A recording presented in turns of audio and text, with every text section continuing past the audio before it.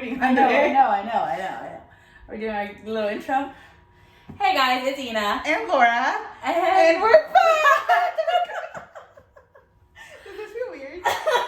It's awkward, like, to get in the motion of things again. Do you remember how many takes it took for our first video, though? A lot. And we recorded several places. Yeah. Okay. Okay. One and done. Okay. One and done. Season 2. We're back. We have been on a 2.5-year hiatus. A lot of things have happened. For sure. I'm blonde. I no longer have the purple. No, I no longer have the purple. Where do we start? Okay, let's see. I want to say we didn't even check, but I want to say we ended doing a video about Lord knows what, when, whatever. Wasn't it your trip? Maybe we'll link it. I think it was around her birthday for sure. It was around your birthday for 2019 though. So yes. it's been about 2.5 years. Mm-hmm. Yeah, so what's happened since then? Let's say me and Laura had a falling out. And it wasn't even a falling out. It was more, we just drifted apart. We needed time away from each other. Yeah, I think we were like literally together 24/7. And we're back to that. Basically. But in a different capacity. Yeah, no, I think so. Yes, absolutely. Go ahead. We're in different places in our lives that we were. I think we were both at that time still trying to figure out where we were going to go with our lives. Yeah. And we were on top of each other, and we just needed that. We just needed that space. That break. It didn't end, like, it wasn't a bad ending, or it wasn't like. I think we got like into a bicker, and then it was just like, okay. Guys, we don't know what happened. It stopped recording in 2 minutes. Whatever, at 4 minutes. Okay, so to go back to things. How do you know it worked? Okay, if this is choppy, sorry, ask questions. So 2020. We stopped talking to each other. Yeah. And then I called her panicked out because COVID, and I dropped everything and I went, and we've been stuck together ever since. So we're now at a year of talking again. And a lot of things have changed. Takeaways from 2020. What was kind of the main takeaways from 2020 was I was a little lonely thing. So, and I'm sure we'll touch on this, I think, in other videos. But I've been single going now roughly on like 5 years. And I think 2020 I really and I was okay with that. I'm okay with it, right? But I think I realized how much I want to find that person, like my person, that like can't get rid of me. You know what I mean? That's not me. Yeah, that's not her. But yeah, I think that was my takeaway from 2020. For the most part, my 2020 was good for what it was, right? For just kind of working remotely, being at home, and just kind of hanging out and chilling. So 2020 for me was tough. I ended up with a back injury. It's probably all the stress of realizing how really unhappy I was with my life. Just for the first time in my marriage, we were spending together days and nights. And I think just the stress of everything. And then one day I woke up and I couldn't move. And led me to this road of having to have back surgery at the end of 2020.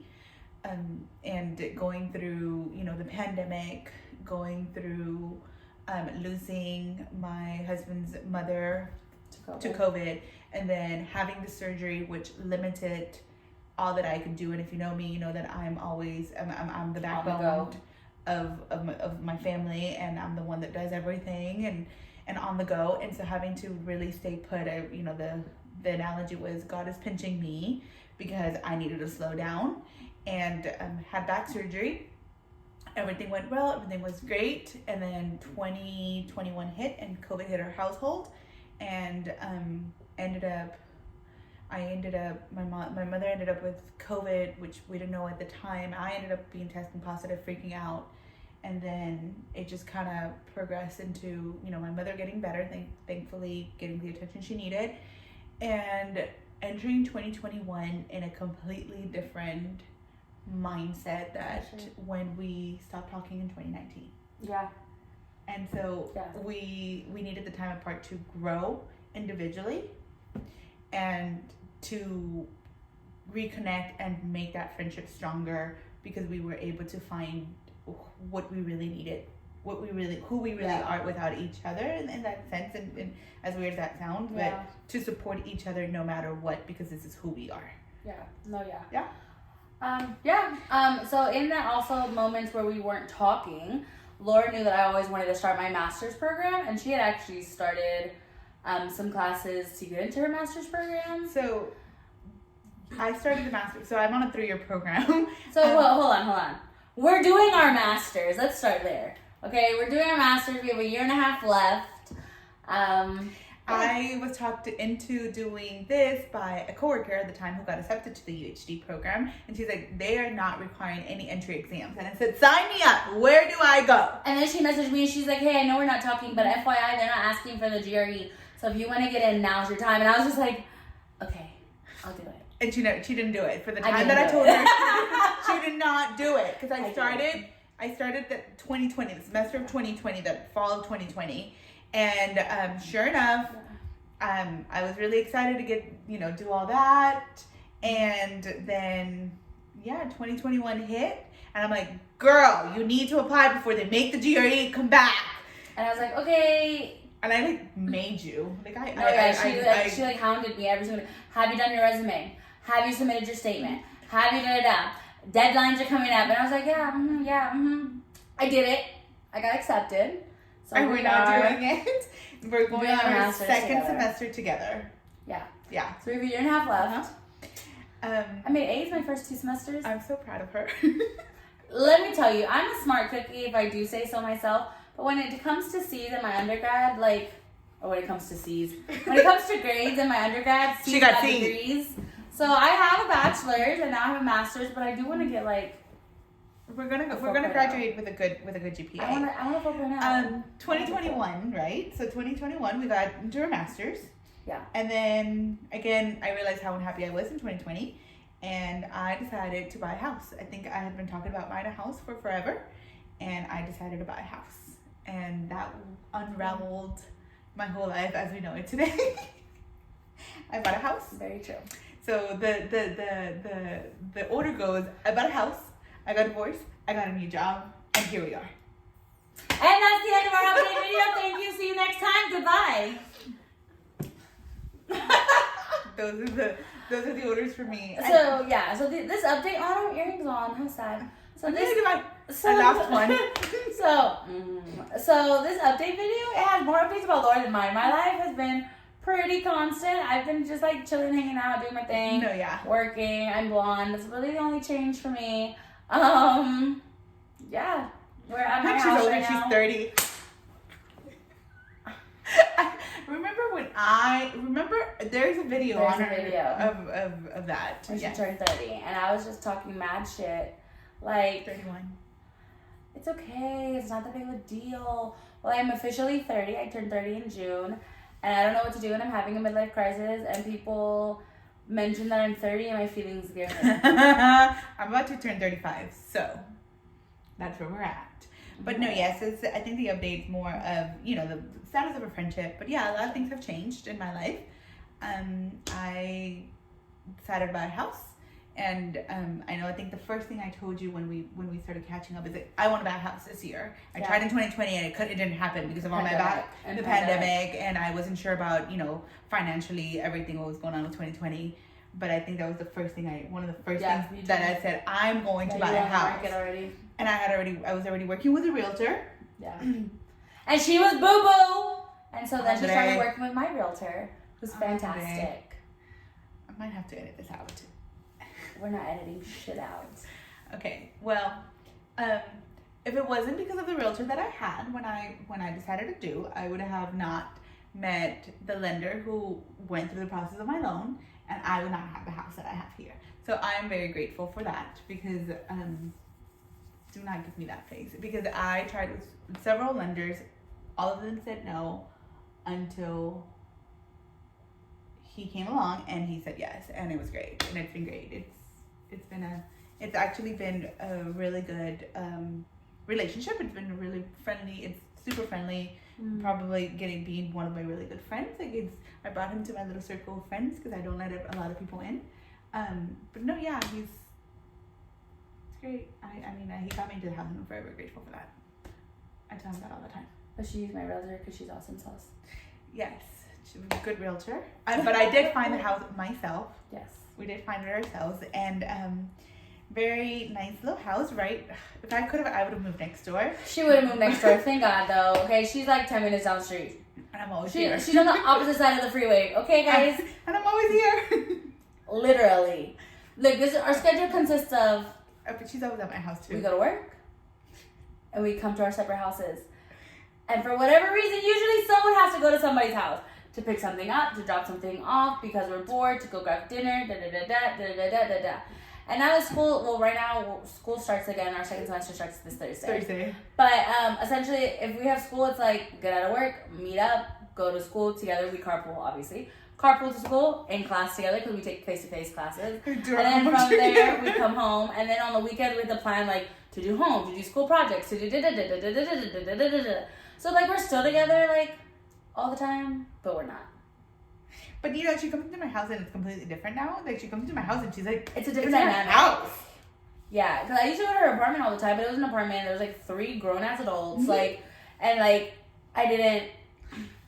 It was different. It was different. And I know, yeah. With her home dynamic, I like walk in like I own the damn place, and I just go through everything, and My mom's like, she's here. Yeah. I just like knock on, I'm like, hello, and I just like walk in. And like, I just run around the house in circles. She looks for me or I look for her and we just go in circles in the house. But no, it's great. So yeah, and then I switched jobs. Yeah. I do miss my old job and like my family, like the people, but I completely love what I do now. I would have never thought that this job was what I needed. Yeah. It's absolutely great. Completely different. Made me grow professionally a lot. And like my life has completely changed, and I'm really happy to be where I'm at right now in life. I really am. I'm good. You're good. I think everything's good. We're all good. I think everything worked out. We're not gonna make this video super long or anything. I think we're gonna start doing videos again. I don't think we're gonna try as hard as we did last time. So right now we're like literally just at home, no makeup. We are almost on the same. I told her I was like, what I'm wearing, and she went change, and she came out with the same thing. So we're always wearing almost the exact same thing. Complementary colors, guys. I think this season's gonna bring the whole me being single and me being completely. Mind you, I was in a 16-year relationship. 5 years married, 16 years together, and it's completely different. So it's you know, I'm dating or attempt to date. I hate online dating. I hate it. Okay, we're gonna save that for another conversation. So essentially, what are we looking forward to this season? We're gonna look at Laura's single life and her dating life now. I'll update y'all with my dating life. It's a shit show. What can I say? I think we're both gonna kind of get into like home improvement type projects. I'm trying. She's a 6-month homeowner.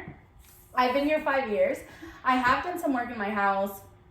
I've never shown y'all, but recently doing some more work in my house. I guess maybe a little bit down the line we can do like home tours and kind of show like updates and stuff that we're doing in our homes. We all can follow along that journey. We'll also keep y'all updated with our master's program and how that's going. We need to have a friend over here as a guest. Yes. Yeah. Okay, yeah. But yeah. That's it. Life is good. Life is good. Life, I think we're both in a good place in our careers. For sure. In our personal life and in that sense of, you know, what we're needing, and life is going to be good. And I think for me, I can't wait to go down that rabbit hole of the random things we and you know, it's not even now getting into it because we're no longer going places to do things. It's the conversations that we have. Okay, so plug. We recently just recorded with our friend for her podcast. It's called 51st Dates Houston. We're gonna link it below. It's on Spotify. Don't need to completely check it out. We talk about her first few dates. Talk about my kind of dating history. Like, we touch subjects on it. We talk about like age limits, sex, stuff like that. It's like 45-minute episode with us. And of course, we'll probably do an episode where we're talking about like dating and sex and do's and don'ts and, you know, things that we do for ourselves. Well, sex after divorce is a thing. It's what I'm finding out. It's a topic. It's a topic. But yes, well, season 2. Yeah. Okay. Bye. I don't remember. What was our closing? I want to feel something corny like cut this shit out or something. Like I don't know. What was it? I don't know. Bye guys. See you next time. I don't know. Bye. That's gonna be the new one. Bye. Yes, that's the new one. Adios. Hasta luego. We'll test them as we go.